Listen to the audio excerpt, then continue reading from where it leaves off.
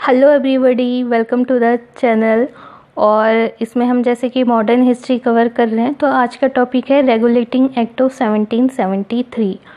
तो जैसे कि हम इंग्लिश ईस्ट इंडिया कंपनी के बारे में पढ़ रहे हैं और वो किस तरीके से उसने अपना बिज़नेस एस्टेब्लिश किया भारत में, और बिज़नेस के बाद किस तरीके से उसने बैटल ऑफ प्लासी और बैटल ऑफ बक्सर के बाद पॉलिटिकल पावर को गेन किया भारत में।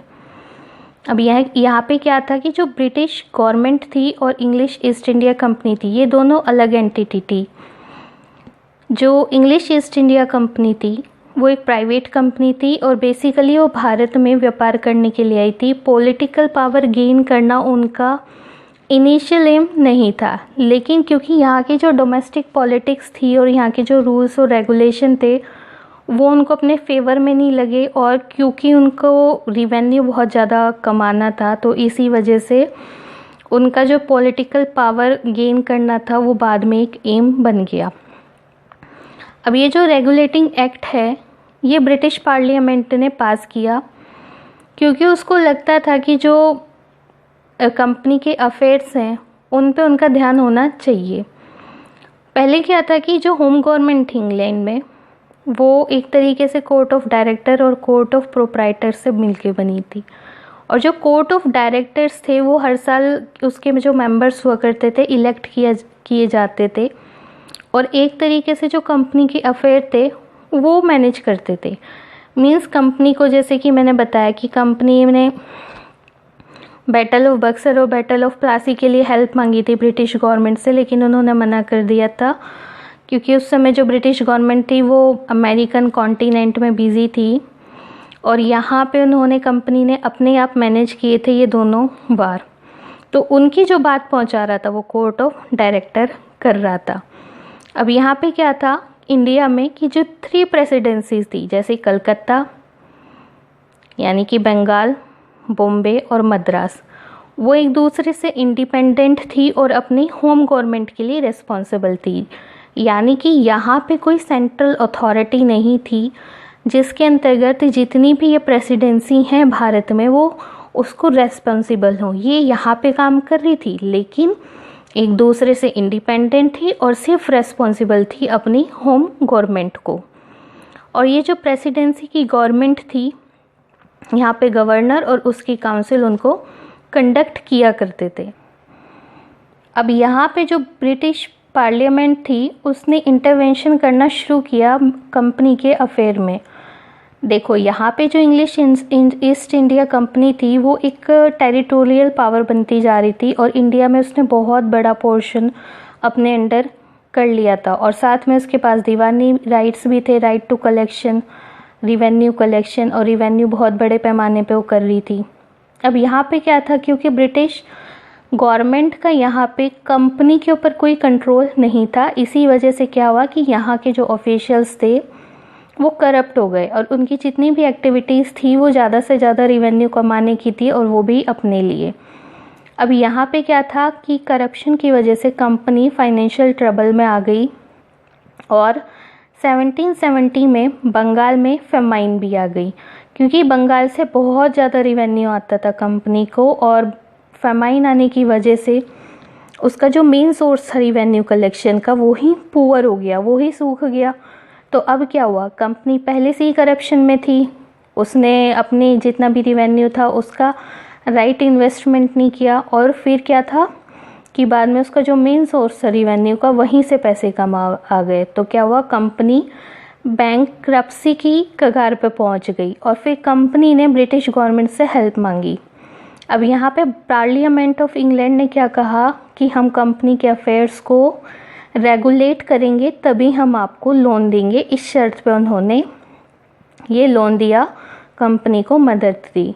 अब उस समय जो प्राइम मिनिस्टर थे इंग्लैंड के लॉर्ड नॉर्थ, उन्होंने एक कमेटी को सेलेक्ट किया और कंपनी के जो अफेयर्स थे उसमें इंक्वायरी के लिए कहा।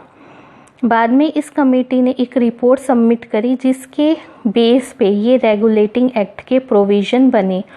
अब उन्होंने क्या कहा, उन्होंने अपनी तरफ से बेस्ट करने की कोशिश करी कि इस तरह के प्रोविज़न लाए जाएं कि जो कंपनी है उसको अकाउंटेंसी बहुत देनी पड़े, अकाउंटेबल हो और रेस्पॉन्सिबल हो, और ब्रिटिश गवर्नमेंट का उसमें इंटेलिजेंस ज़्यादा बढ़े। तो यहाँ से शुरुआत होती है ब्रिटिश गवर्नमेंट की एंट्री की, एक हल्की सी एंट्री की, और कंपनी को उन्होंने रेगुलेट करने की कोशिश की यहाँ पे।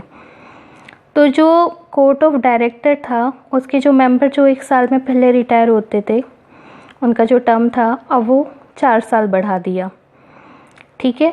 और जो 1/4 ऑफ देम थे जो रिटायर हुआ करते थे, उनको एवरी ईयर रिटायर करने को कहा।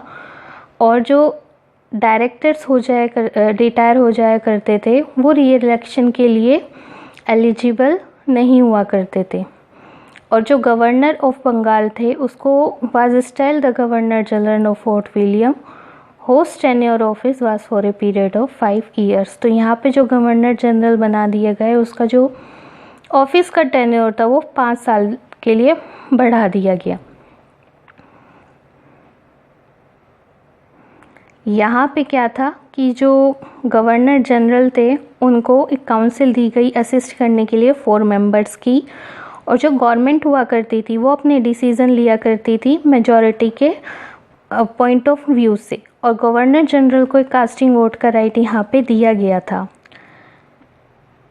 और जो गवर्नर जनरल की काउंसिल थी उसको वार और पीस के मैटर में अदर प्रेसिडेंसी से क्या कर दिया गया, सुप्रीम कर दिया गया। तो यहाँ पे क्या था कि जितनी भी अभी प्रेसिडेंसी थी 3, बंगाल, बॉम्बे और मद्रास की, इंडिपेंडेंट थी, लेकिन इस रेगुलेटिंग एक्ट के अंदर वार और पीस के मैटर में और प्रेसिडेंसीज को क्या कर दिया गया, अंडरमाइन कर दिया गया।